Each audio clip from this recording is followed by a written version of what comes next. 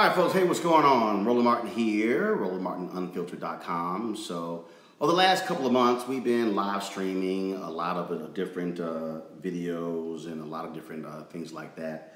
And so I have not actually done any videos myself because we have been so busy putting this whole... Actually, I'm double checking the audio here. Okay, so we work. Okay. All right, so I have been busy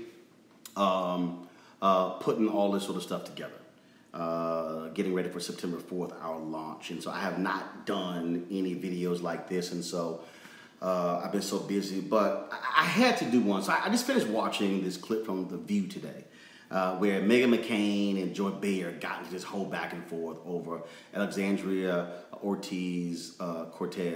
And oh my God, is the Democratic Party embracing socialism? And I've watched a lot of these different news segments, and I've watched how media has played this thing. And frankly, I've actually been sickened by the hysteria because it's a familiar pattern in terms of what they do. So let me explain to you how mainstream media works. So when someone like Alexandria Cortez comes along, the media goes, oh my God, rising star. Because what happens? She upsets a longtime incumbent in Joe Crowley. And so they then begin to go, oh, does this now mean that the entire Democratic Party, every candidate, is going to be like her? And so then they start putting the label rising star and, oh, she's going to change the whole party. We've seen this numerous times again. So this is what they have to do. They got to, first of all, pull back. Actually, before I go there, you also got to understand, she won in New York City. New York City is the media capital of the world. And so people in New York somehow think that, well, what happens there then applies to the rest of the country. And so then they go bonkers. So she's on different shows, and she's going here, she's going there, which is all good. And let me be clear, I don't hate her. I think she's great. I think she's wonderful, because what she did was she ran the campaign the way you're supposed to. She worked. She hustled. She went door to door. She hit subways. She did all of those things. That's what she did, okay? That's what she did. So for all these people who are tripping, who are mad and upset, here's the deal. You cannot apply one primary win in a single congressional district to the rest of the country. It happened with Conor Lamb. But remember, Conor Lamb didn't win in New York. He won in Pennsylvania. And so you don't have the same heat, the same intensity. So here's the question. Does Conor Lamb winning now mean that's what every other Democrat is going to do in around the country? No. Do you know why? Because congressional districts, and I need all of y'all to listen to me, congressional districts are not national elections. They're not even state elections. They are elections made up of approximately 700,000 people in a congressional district. That's what they are. So what happens in a Conor Lamb district is totally different than what happens in an Alexandria Cortez district, which is totally different than what happens in a district in Texas, and one in Louisiana, and one in Alabama, and one in Georgia, and one in Iowa, and one in California, and one in Washington State, and one in New Mexico, and one in Wyoming, and one in Florida, and one in Illinois, and one in Michigan, and one in Vermont, and one in Maine. It's totally different. So let's think back, 2016. Tremendous showing by Bernie Sanders. Okay, how many people running on a platform that Bernie Sanders endorsed, calling himself a socialist, how many of them won primaries? I'll wait. See, media gets caught up in socialist, liberal, progressive, conservative, when in fact, it's nonsense. But see, it's the hype. So then a group of Democratic moderates got together. Oh my God, they're taking over the party. No, they're not. Because you got to win.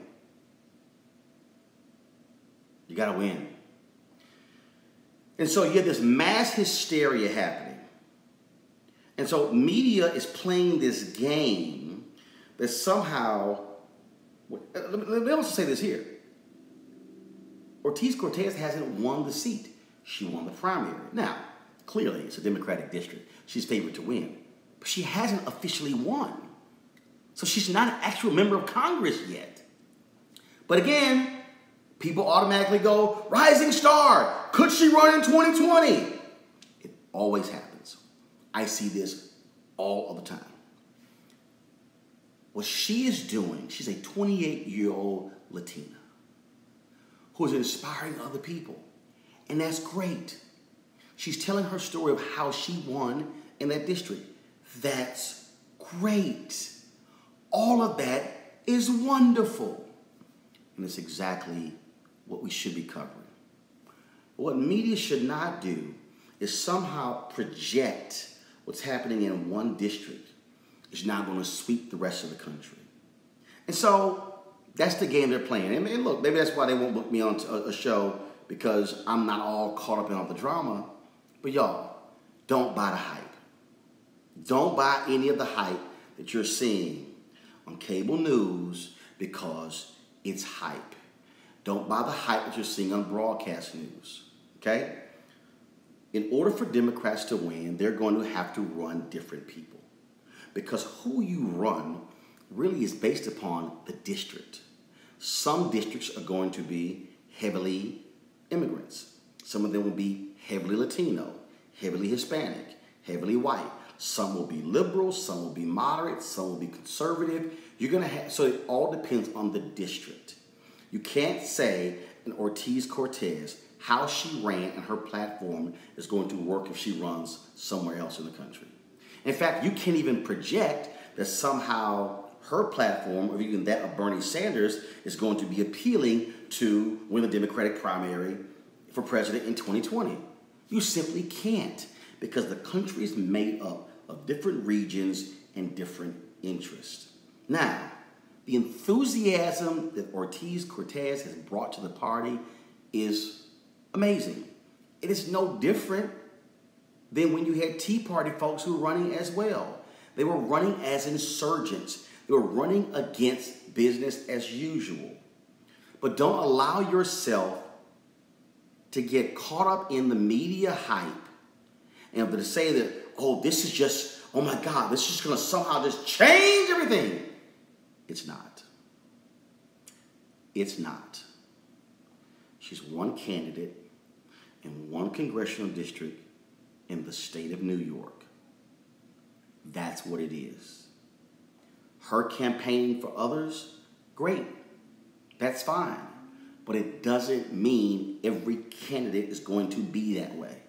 So I really wish these media folks would calm down and chill out and stop playing the boogeyman with, oh my gosh, she's a socialist, and how are you going to pay for all this sort of stuff?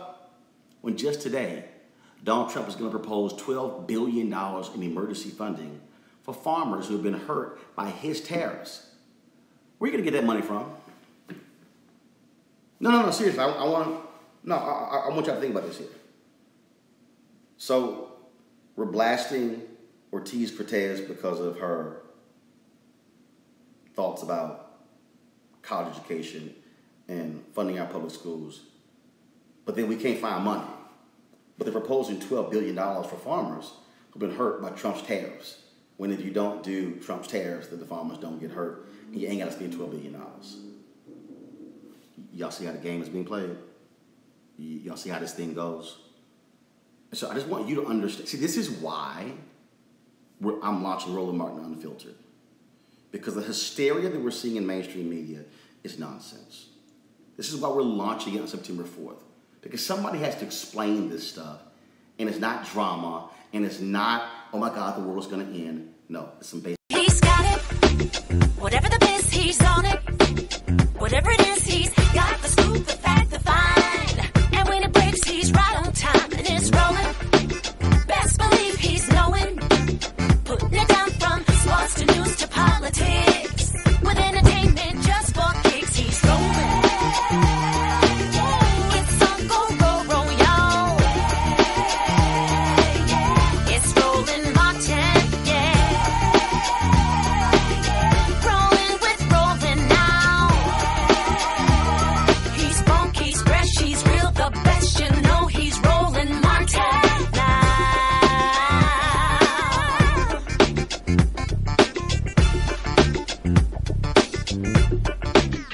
Cortez.